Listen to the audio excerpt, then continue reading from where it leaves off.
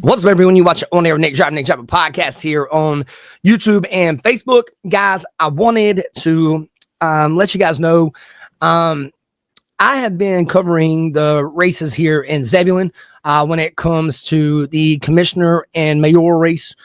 And, you know, a lot of stuff has really gotten uncovered during this entire situation. And, you know, I gave every candidate the opportunity to be featured on the podcast, and for, you know, the people here in Zebulon to actually make their own choice on who they actually would like to vote for.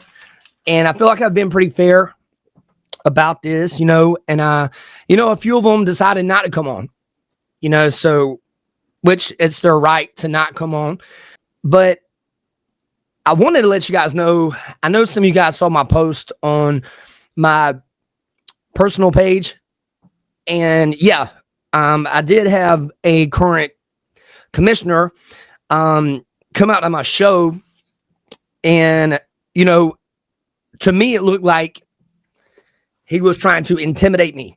Now I've got the security camera footage, and you guys can be, you know, the decision maker here, but I'm gonna pull a couple of these videos up. Well, I'm going to pull a couple of these photos up. All right, guys. So to put this into context, I work a show every Saturday night at Smash Masters. And as you can see right here, Commissioner Miles came out to my show and is just staring at me. Didn't say anything to me. Just staring at me. You know, there's a lot of security footage here. And, you know, and then they proceed to wait outside for me here. Here's the outdoor camera. He proceeds to wait outside for me. I don't know. You guys make the decision here, and I'm just showing you what is actually happening here.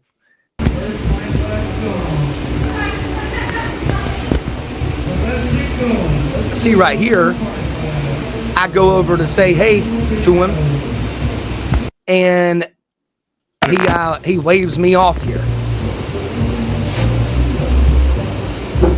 Like right here, I go to say hey to him, he waves me off. So it is what it is. I'm just letting you guys know actually what is going on here.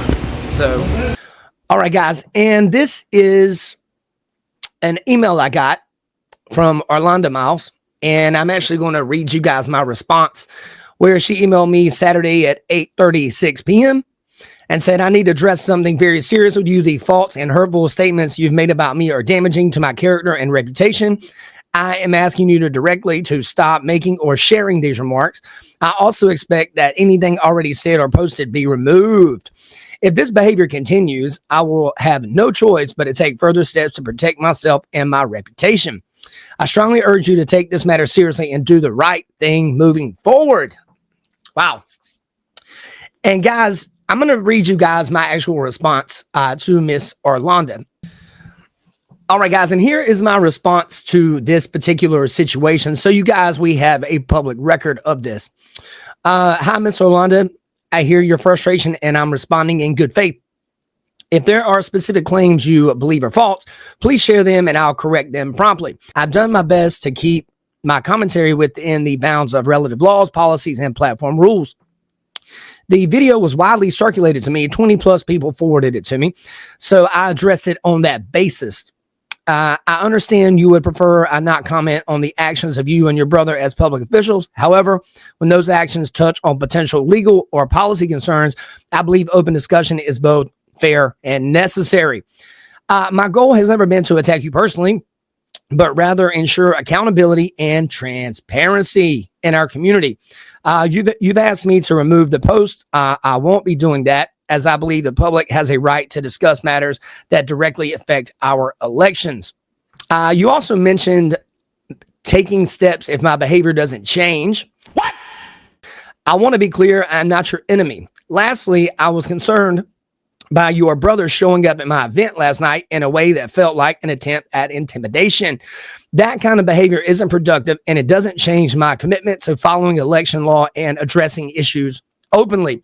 And then, guys, I sent her the actual core rule here under NC General Statute 163-41.1. Certain people cannot serve as precinct officials like poll judges or poll workers in an election if they have too close of a tie to a candidate on the ballot. Specifically, a precinct official, chief judge, judge, or assistant at a polling place cannot be the spouse, child, parent, sibling of a candidate on the ballot in the election. They also cannot be the candidate themselves or hold certain party positions that would create a conflict. So that is what basically is happening here. I'm not trying to cause any problems per se. I'm just saying some of the things that were being said on his podcast are illegal actions when it comes to a fair and honest election. You guys can be the judge of this. I'm just letting you guys know that is what is happening. I have been being followed around in the area, and just giving you guys a heads up, man. There's a lot of people that's aware of this, and I'm just letting you guys know the election is in November, and you guys can make their own decision on what you want to vote for. Hope you guys have a blessed day.